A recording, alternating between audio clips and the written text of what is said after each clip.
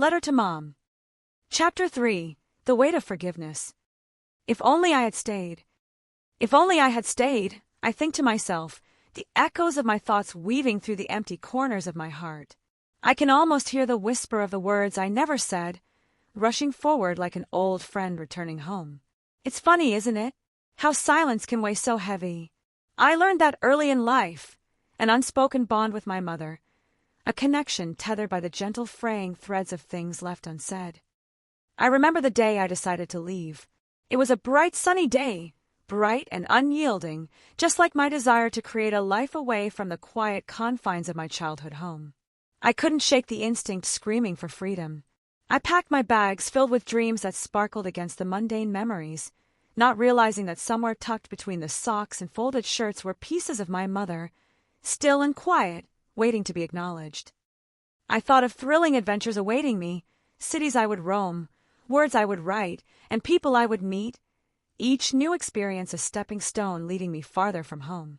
But those joyous fantasies came at a cost, didn't they? Each joy was steeped in a sense of leaving, of disconnecting from the woman who, although frail in her attempts to share affection, had crafted the very essence of who I became.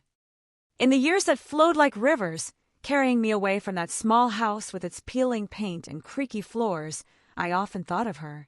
I thought of her laughter, a music box that had long stopped playing since I left. I thought of the moments we had shared, those short and sweet instances before I'd harnessed my strength to walk out the door.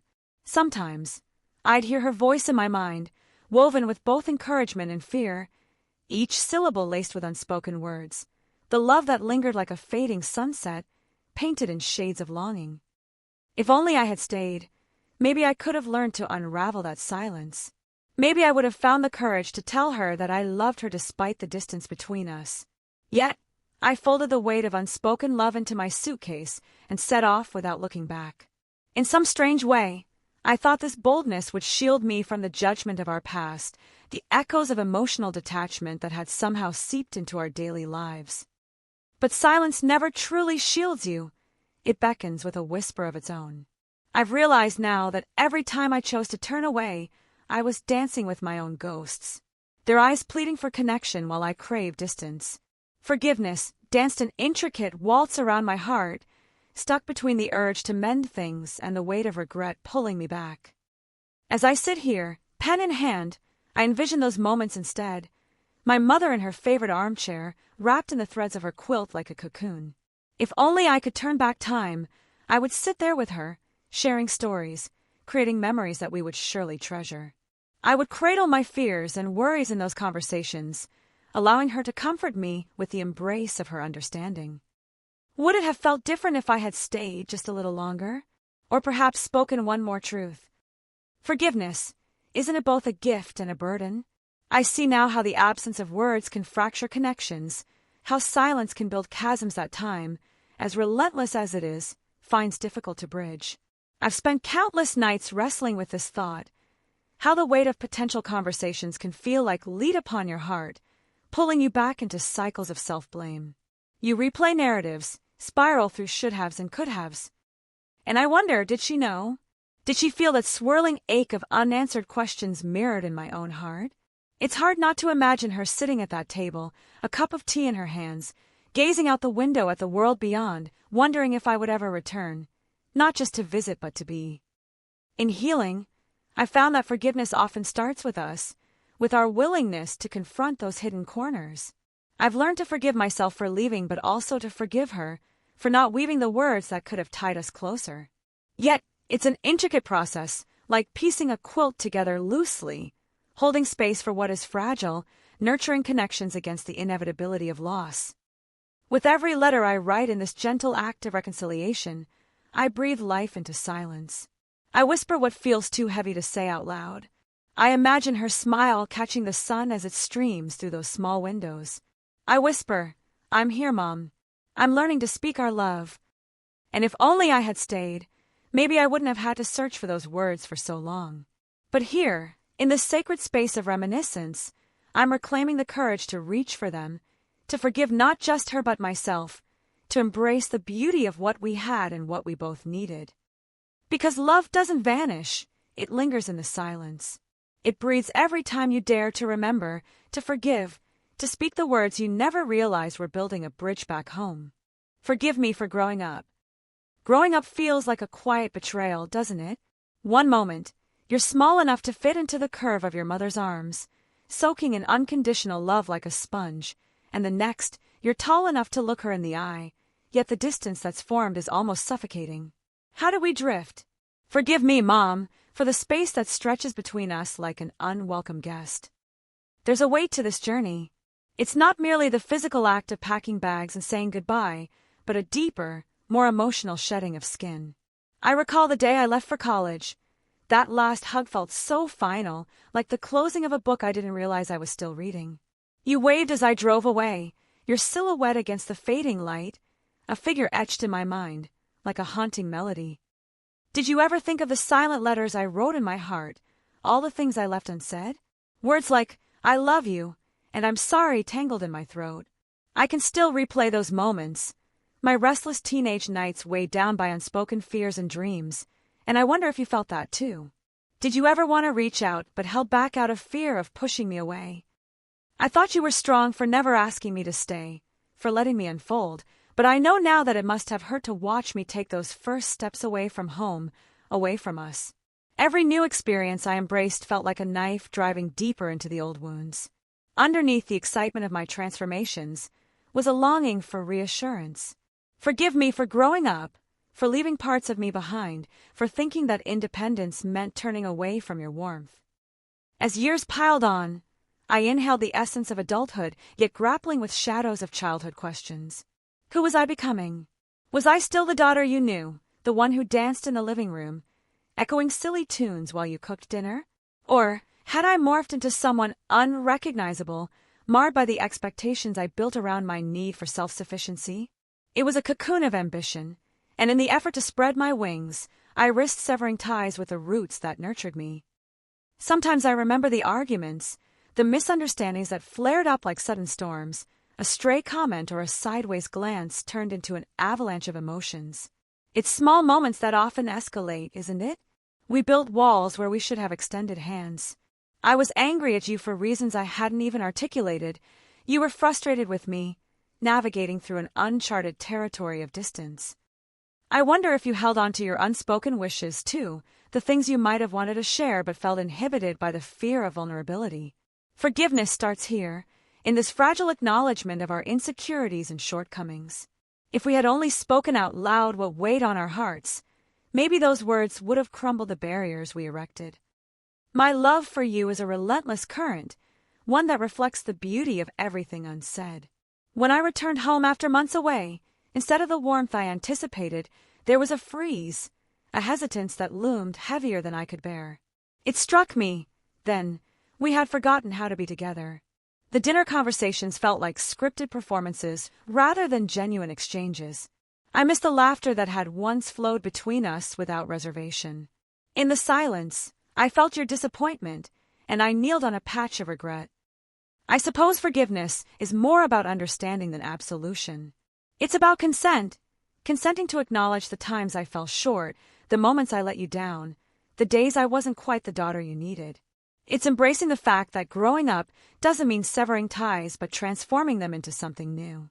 Could we start again? Would you open that door if I timidly knocked? With each passing year, I realize now that it's not about erasing those moments but embracing them, curling up in the warmth of shared memories, the laughter mixed with sorrow, and the love that remains steadfast, even when we falter. You taught me that forgiveness is not a destination but a journey I'm still navigating. So forgive me, Mom, for not always understanding you, for believing that independence meant separation. I carry you with me wherever I go, the essence of everything we shared, and I promise to listen now, to truly listen. I want to know the stories behind those silences, the dreams you still dream. And maybe, just maybe, we'll find our way back to each other, entwined not only through blood but in a deeper understanding of what love really is. It's never too late to rewrite our story, is it? Let's pour our words into the empty spaces, fill the silence with laughter, and redefine what it means to grow up together. After all, forgiveness has always been about the unspoken love, waiting patiently to be set free. Your silence was love too. Let's sit with this idea for a moment. Silence, the space between us, has a weight that's hard to bear. I've often found myself wrestling with the echoes of unspoken words, longing for clarity in a haze of muted emotions. It leaves me with a heavy heart, but also a strange sense of understanding. Do you feel this too? Growing up, our home was filled with laughter that bounced off the walls, but underneath that joyful noise lurked an unsteady silence. My mother, a woman of few words, had her own battles, internal wars fought in the quiet. I eagerly sought her affirmation, her love, to wade through the spaces she left unfilled. It was as if she offered me only the shadows of her feelings, beautiful yet befuddling. I've come to realize that silence was her way of loving. It wasn't indifference. No, it was her shield, a fragile barrier she built to navigate her emotions. Underneath that silence lay a tapestry of hope and worry, fears woven with care. Trust me when I say that healing is not just in what is said, but in what is felt in those quiet moments. In the busy rush of adulthood, I often replay our conversations, not just the exchanges but the absence of them. Sometimes, it's an urge to catch up and bridge the distance, and other times, it's the haunting regret of not saying what needed to be said. But here's the tender truth: we must be gentle with ourselves. Those silences served a purpose. They were part of what constructed our bond, even if it felt like a flimsy rope that could snap at any moment. When you've sensed your mother's overwhelming love through the silence, it reveals the complexity of our relationship. In those moments when words eluded us, we could still communicate our affection. A hand on my shoulder, her warm embrace while watching the sunset, the way she remembered my favorite meals without me ever having to ask. These subtle gestures spoke volumes. Love unvoiced can still resonate. To forgive isn't always to find closure. Sometimes, it's about understanding the why behind the silence. It's recognizing that every unsaid word reflects a longing to connect, even when it's tangled in fear or discomfort. I can still hear her voice when I close my eyes. But there's another layer to this silence, the kind that steals itself away. Questions left unanswered, unspoken apologies, and wishes that drift like autumn leaves. These are the words I've mourned for years. They weigh heavily when I remember why I never said them. How many times did I let guilt or pride prompt silence in our discussions? It's a skill I learned too well, building walls, thinking they protected both of us. In truth, they separated us. Forgiveness, then, becomes a journey not just toward my mother but within myself. I had to forgive her for her silence, to accept that it was her way of loving, her version of protection. This meant unraveling the tightly wound threads of my own expectations. I had to learn the beauty in pushing through, finding the courage to speak into those empty spaces. Here's what I'm learning: embracing the silence can guide us to heal. I started to write letters, sometimes to her, sometimes to myself, words spilling freely onto the page. In those moments, it was as if I performed a small ritual of connection, reconnecting with the love I thought was lost. In ink, I found solace, like a liberated breath after holding it in too long. Each letter became an act of forgiveness. It transformed the silence from a shroud of bitterness into a blanket of understanding. So, whether you're an adult child like me or someone navigating the loss of your mother, listen. What does her silence echo back to you? Can you wrap it in forgiveness? In the quiet, there exists a fragile beauty, a love that quietly endures. Let's give ourselves permission to explore the weight of those words we never said, to sit with that longing. Open the envelope. What might you find? Perhaps strength, or the soft sound of forgiveness whispering, "You were not alone. Neither was I." In this journey of discovery, my dear friend, allow the silence to bloom into something radiant.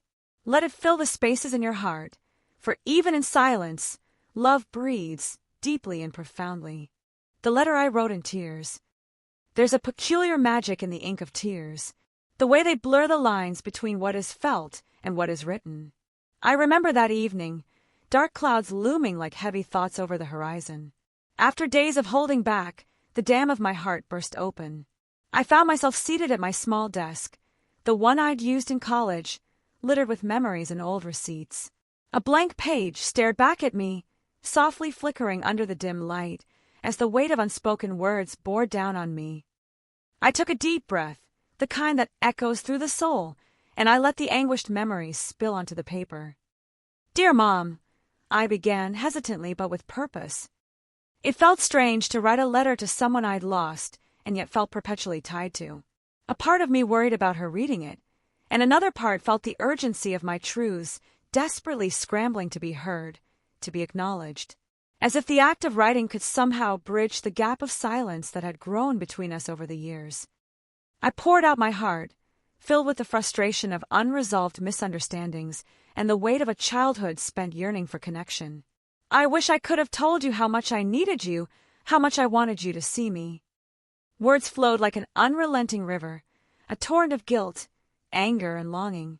The silences we shared felt heavier than any physical distance could measure. Each unspoken word became a boulder carried on my shoulders. It struck me then how silence hasn't always been the absence of love. Sometimes it's an echo, a space filled with burdens that linger. Forgiveness feels like a labyrinth, Mom, one where the walls are both crumbling and unyielding. I want to forgive you, but I don't always know how. Those words fell into the room like a serene weight, carrying the truth of emotional healing. In that moment, the boundaries of our relationship blurred, reshaping how I viewed forgiveness. It's not a straightforward path, but rather a deep, winding journey, a dance of acceptance and release. Tears soaked the paper, but I didn't stop. I understand now that crying is not a sign of weakness but a testament to the love we carry, even if it sometimes feels tangled. I wrote about the good times too, the fleeting moments I cherish. Laughter over shared meals, late-night conversations where the world diminished outside our small window, your warm hugs that wrapped around me like a safety blanket. My sorrow was layered, a poignant reminder that love and pain often coexist in tender complexity. I wish I could rewind time to see you in a new light. Words I never thought I'd have the courage to write. Still, they emerged as gently as a spring breeze, with hope weaving through the creases of my pain. What struck me as I wrote was how forgiveness doesn't always mean absolution. Sometimes, it's simply about releasing the hold that anger and regret have on us. It's an act of kindness, not just toward those we feel wronged us, but to ourselves. I realize that grief can shape forgiveness, and in its shadows, new understanding can blossom. In my heart, the truth emerged. I wasn't just writing to you, Mom. I was writing for myself too. A strange sort of symbiotic revelation. Each stroke of the pen became an embodiment of grief, transforming into grace, a release from the shackles of the past. I folded the letter, feeling lighter somehow, with delicate empowerment I hadn't known before. Maybe this was the first step towards forgiving not just you, but also myself for all the ways I felt inadequate, for every moment I chose silence over dialogue. This letter became an act of love, coaching me to rediscover the warmth of our bond, even amidst heartache. In the end, love is all we have left, I concluded gently, recognizing that the feeling of loss is often deeply tied to our understanding of love. It's like two sides of the same coin, forever linked, forever shaping who we are. Sealing it in an envelope, I placed it on my desk as a quiet reminder. This was just for me, a letter crafted in tears but soaked in love that carved a path toward understanding, an ebb and flow of forgiveness that will never truly settle. But this was the beginning.